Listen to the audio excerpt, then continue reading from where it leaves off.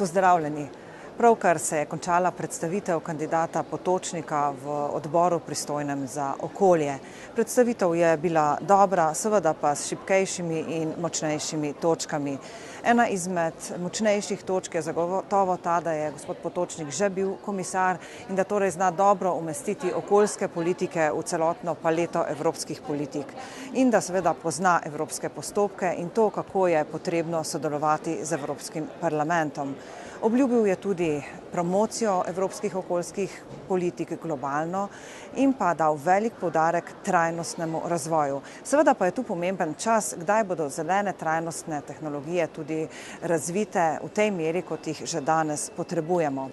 Tisto, česar bi si želela pa več, je pa, da bi bila na njegovi listi prednostnih nalog višje uvrščena implementacija evropskih politik. Kajti ni pomembno le to, da okoljske politike sprejemamo, ampak je pomembno tudi to, da se te politike po celotni Evropski uniji tudi izvajajo. Želela bi si tudi, da bi komisar zavzeto dejal, da si bo prizadeval, da čim prej definiramo trajnostno uporabo biomase. Tega žal danes nismo slišali.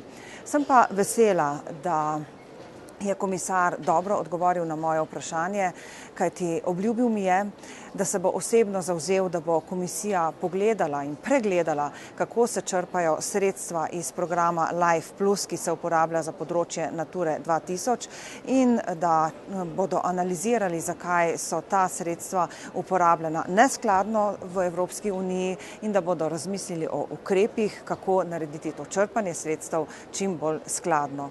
V splošnem pa glede na končno oceno, ki je bila podana strani predsednika odbora, ne pričakujem kakšnih presenečenj in bo kandidat Potočnik verjetno potrjen za komisarja za okolje.